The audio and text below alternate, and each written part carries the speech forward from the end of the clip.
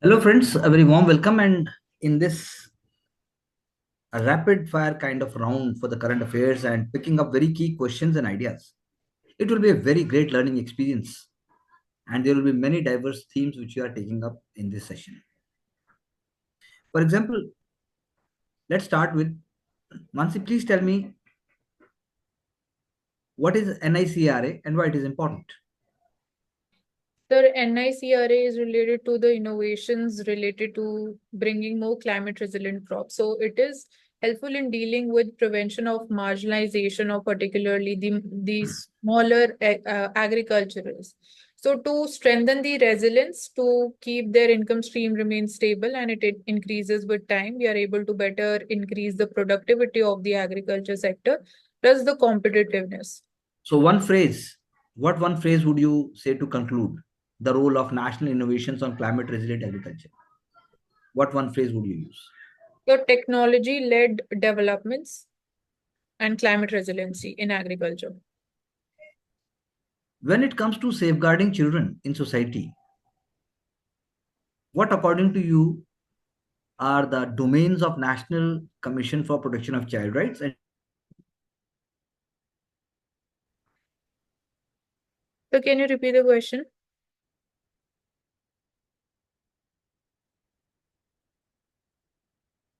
So you're not audible.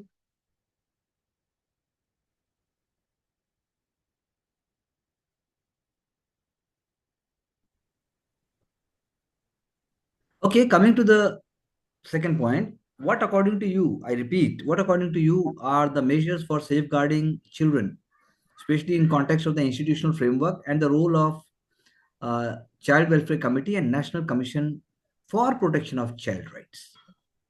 So here we can talk about the major domains related to the protection or the challenges when it comes to protection of child rights and the welfare. So one would be the online content. So regulation of social media companies or big techs would be playing important role. Secondly, increased, you can say crime related to child trafficking. So there the role of NGOs becomes significant, like we have CRY or we have the Kailash Satyarthi Foundation for Child Rights. Then we can talk about so the reforms which are needed in the laws, like we are having IT Act. So how much is it effective in terms of dealing the cases related to even deep fakes? And then forced labor is another domain. So Okay. Coming to another very different kind of concept which had been in use these days, which is Haber-Bosch process, which is used for making fertilizers. Can you explain Haber-Bosch process in your own words? there it's a process, as you just mentioned about the manufacturing or production of fertilizers. So I haven't like not having clarity about the technicality of how it about the every step, but it is somewhere related to even the nitrogen cycle. So how it leads to adding up of like more nitrogen fixation in the soil or leaching of nitrogen in the soil. So pollution is one Mhm. aspect. So Mhm. nitrogen fixation, as we talk about the first step in the nitrogen cycle, then nitrification is the another step, and then denitrification. And that entire cycle then it repeats again, and also it is related to again eutrophication of the water bodies and the lakes. Mhm. So obviously we must be able to understand that the formula of NH2OH, which is leading to NO, then NO2, and then it is finally converging into NO3, and that's how leaching is taking place. And then again NO3 is, as you just said, that denitrification takes place. NO3 is again, it is NO2, NO2 is again nitrous oxide, and then NO, N2O. That's how whole cycle goes on. And it's very important to know the nitrogen cycle. This is really going to help. With respect to a recent strike that is of workers at Samsung plant in Tamil Nadu, if I say what light you can throw upon right to form unions, The right right to to form unions. right to unions is a part of fundamental right under Article 19, Clause 1, Subclause C. So Mhm. it gives you right to protest, but not right to strike. So when it comes to the collective bargaining power, which is again an important, you can say the function that is played by the labor unions, is one aspect. So we can also talk about the effective implementation of the four labor codes also. So their major demand was increasing their wages. So in this context also, we have been talking about shift from minimum wage to living wage. So that can also help in preventing such type of strikes.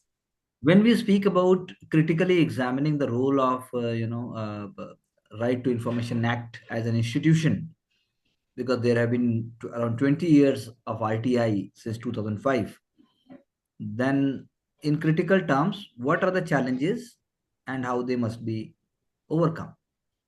So one major challenge that has been highlighted by Supreme Court is the vacancy. So even despite highlighting the same issue, the vacancies are not being filled. And then even at the regional level, for example, we have the Jharkhand Information Commission. So that has been non-functional for 4 years. So there are other commissions also in different states which are non-functional. Apart from this, when we're talking about even the appointments which are being made, for example, of the retired government officials. So it is stated that they enjoy certain political patronage. So it is stated that how we can ensure that they are functioning in an unbiased manner. So that is, What else? Mhm. so these are the few challenges that I can see. Hmm. What about the how you can overcome, how you can make it a people's movement, especially in the digital age? So firstly would be again timely uh, filling of these vacancies, ensuring that vacancies are not there. Like out of 11, I think there are around 8 vacancies which exist. So that is one aspect. Then we can so we can talk Okay. Hmm. We can please complete. talk about like increasing more transparency here. So like when it comes to synergy between the new laws, for example, the Digital Personal Data Protection Act, or when we are seeing at what are the other amendments being made, like earlier the complaints or the petitions that were filed in the RTI Act, they were at par with the MLAs or the MP. So even that has been removed. So ensuring how we'll be keeping it more fair and transparent in the future will be determining the course of action. When we speak about science and technology, then often in news, stem cells and role of mRNA is also there. Right. Can you basically make us understand what stem cells are and what is the role of mRNA? Now, what mRNA is actually? Hmm. So stem cells are also called differentiated cells. There are different types. Differentiated or non-differentiated? So non-differentiated cells. So in this case, we have different types of stem cells. So like we have pluripotent. Pluripotent, they have the potential or the potency to develop into different cells and different tissues of the body. But when it comes to the totipotent, so they are considered to be of maximum potential. So they can be like embryonic stem cells. So they can generate into any organ of the body. So they help in quicker healing, but the challenge is again that it is a cost intensive treatment process. And when we're talking about mRNA, so micro and RNA, so in this case, it is the Micro or messenger? so we say both the ways, micro also and messenger also. So they are the most fundamental aspect of the functioning of the cell. So when it comes to protein synthesis, it is directed by the mRNA in the body or in the cell. And also when it comes to stopping the protein synthesis, so same goes for like it is directed by mRNA itself. Like we have a cell, then we talk about the DNA, then we say that DNA includes the gene sequencing, and in within that we have the proteins which are important for maintenance of the cell. So their synthesis is Okay. done by mRNA. What is the Sarjuga model?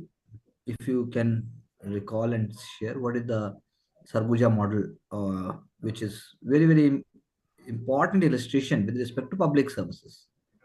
The Sarjuga model is from the state of Chhattisgarh. Sarjuga is a district there. So it is related to the successful model related to dealing with the cases of anemia at the local level. So how the district administration, along with the NGO, like there is Sangwadi NGO, which has also played important role, and the primary healthcare centers. So they worked upon firstly the screening aspect in order to identify the increasing trend of the anemic cases, and then looking forward with these solutions, like it can be related to the local food processing industries which are there, and timely availability of the medicines which are also needed. So even the shortfall of that was identified through this. And then a peer supported community network system, like the people who are suffering from this disease, they talk to each other, they are in conversation, and even different meetings are being organized. So when it comes to like the treatment aspect, so this community network has also shown us positive results. When we speak about that, development is though there, but there are gaps in the adaptation of finance.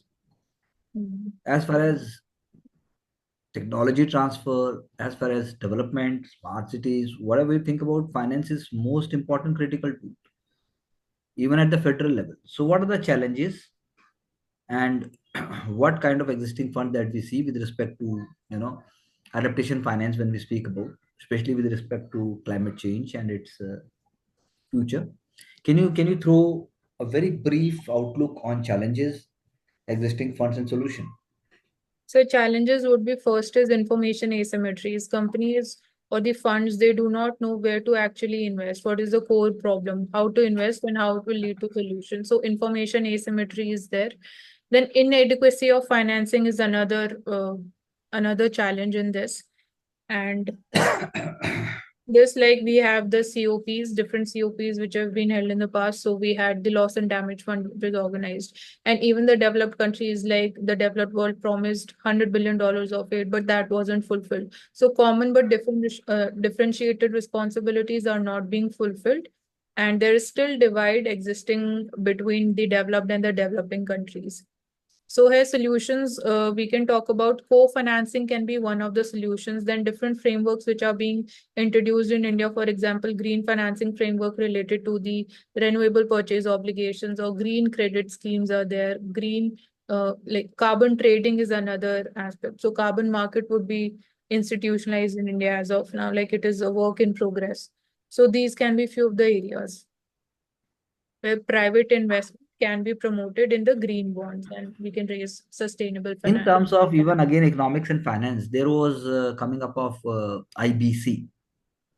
So, what are the reforms that are taken place in IBC, and what are the benefits?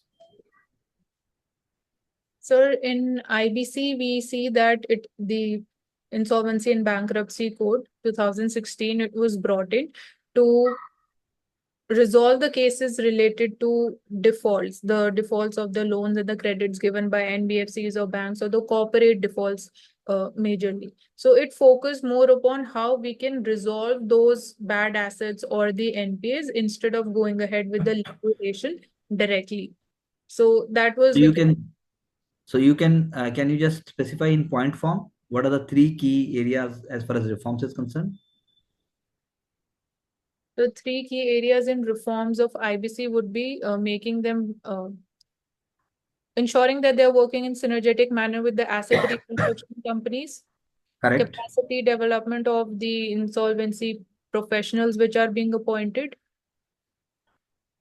correct. And the third point would be So, arrangements, pre-pack arrangements with MSMEs. right. So, Can you share with me 2 points in terms of benefits?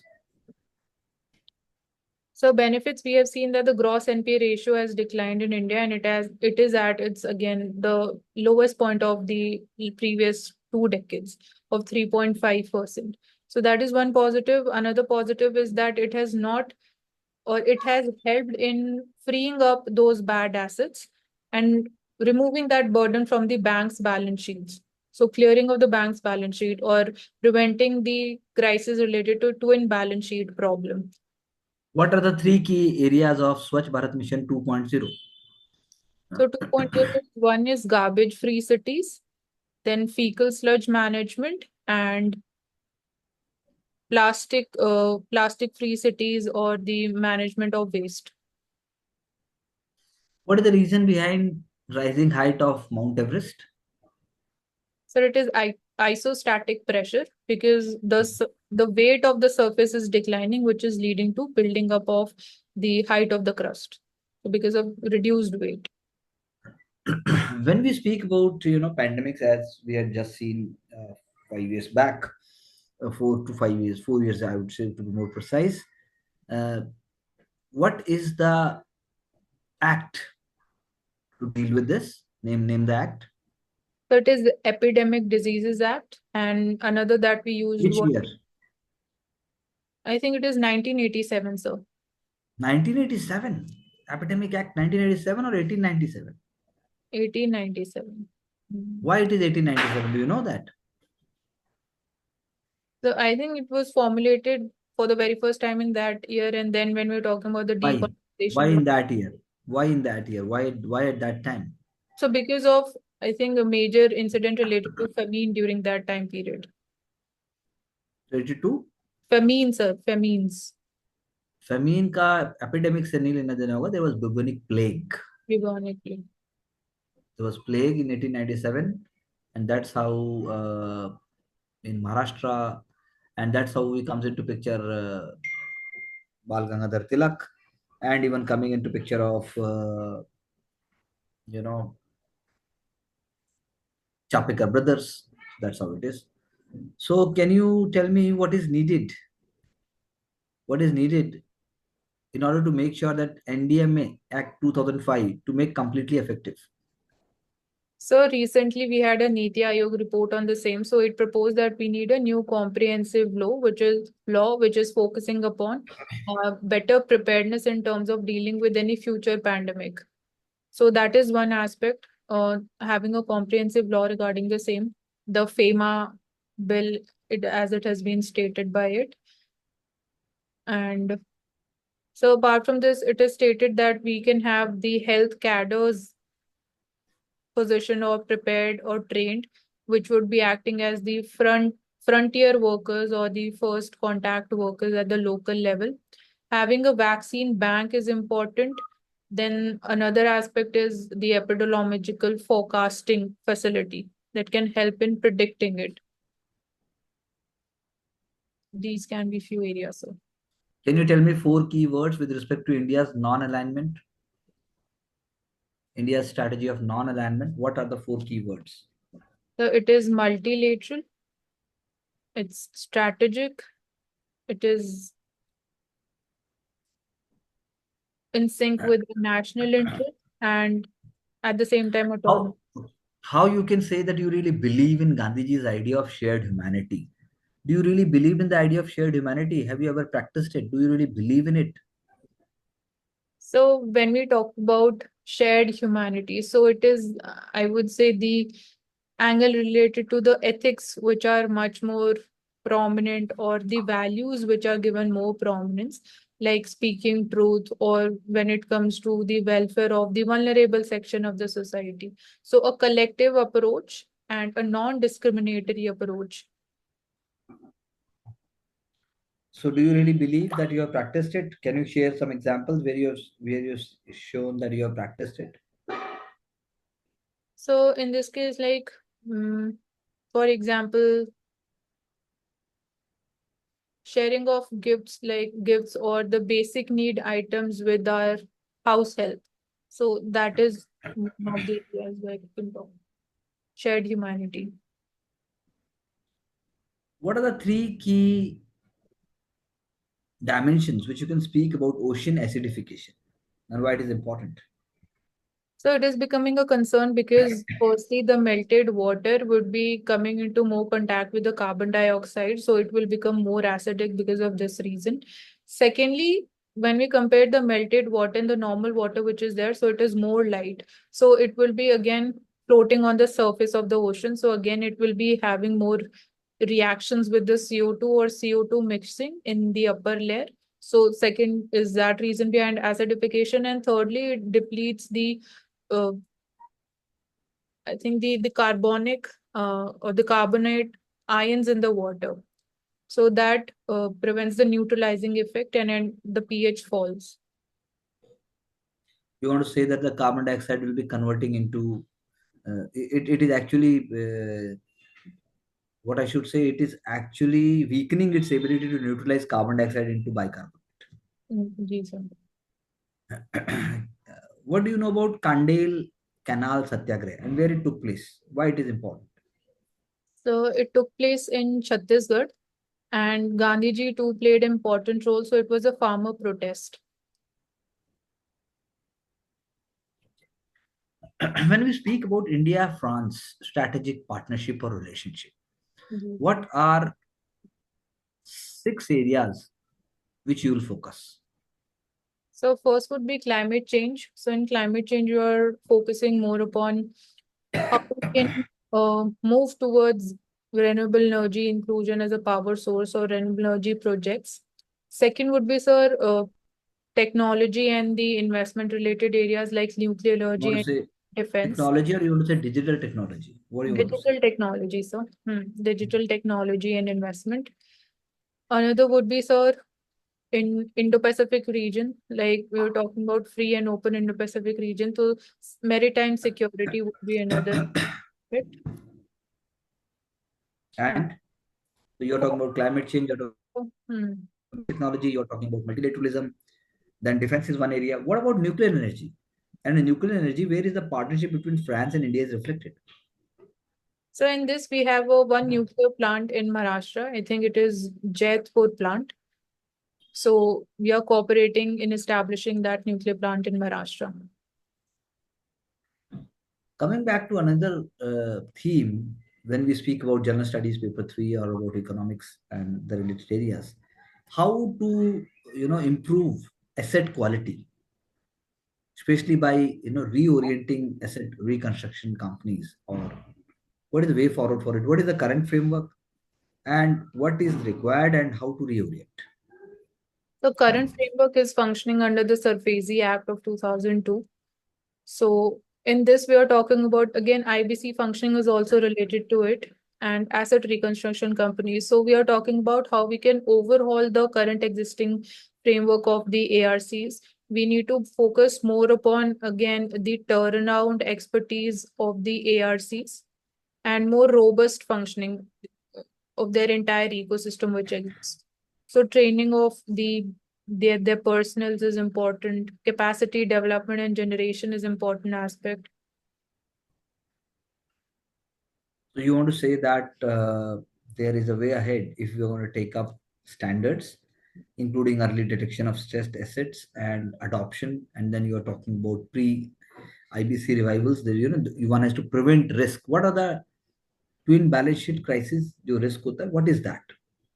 So one is related to rising NPA. So it is related to the bank's balance sheet and the deteriorating quality related to it.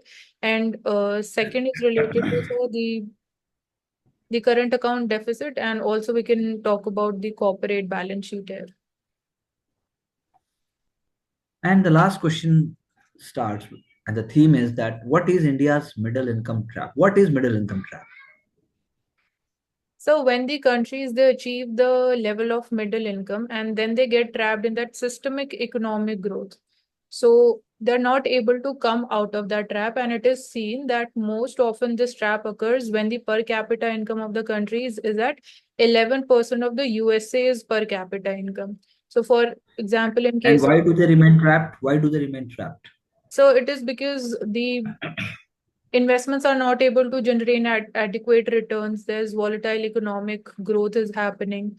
Even the technology led growth is not seen at that much larger scale. And then the asset quality or the exchange rate vulnerability is there. So these are And some. what are the challenges? So what are? The challenges when we speak about middle income trap, what are the challenges, especially for countries like India? So challenges is firstly that our per capita income has reached to $2,400 per capita compared to the USA's per capita, it is 3%. So we are yet to be at or reach the 11% per capita income, where we see that usually this middle income trap happens. So even according to the economist like Schumpeter, he states that there should be creative destruction. So creative destruction happens in a positive manner like technology upgradation. So we should focus more upon value added growth when it comes to even how we are looking into the GDP of India. So that can be one of. And What about the solution? What is three fork model in this context? What is the three fork model in this context? Mm. So it is focusing upon investment, innovation, and infusion. So these Mhm. are the three main pillars we need to focus upon so that we do not get trapped into the middle income category. So India's journey, 2007, low income to low middle income, and then from 20, till 2022, as we just said, about US $2,400. That is 3% of the US, as you just said. But we have a long journey to go, and 75 years to reach, quarters of US GDP per capita. Yes. So, what, according to you, really will it take to India to reach there? So as we are focusing upon like India has a major potential of growth in the industrial sector. So we are focusing upon how we are generating more jobs in the manufacturing sector, how we are focusing upon reduction of the logistics cost, or we are focusing more upon the cluster-based development so that labor-intensive sector is promoted more. And more formalization of the economy through more digitization and we can talk about the reforms which are happening in legislative manner, like we have recent four labor codes are there, or Atmanirbhar Bharat and Wonderful. self-sufficiency is the main vision that we have. Sure. Thank you. You had given many insights into very important themes, and it showcases that clarity and work process matters. One can really note down these points, one can really think about it, and one can really see the pace at which you are able to bring these ideas. So, thank you very much, and we will see and continue the process of different themes and ideas in the next session.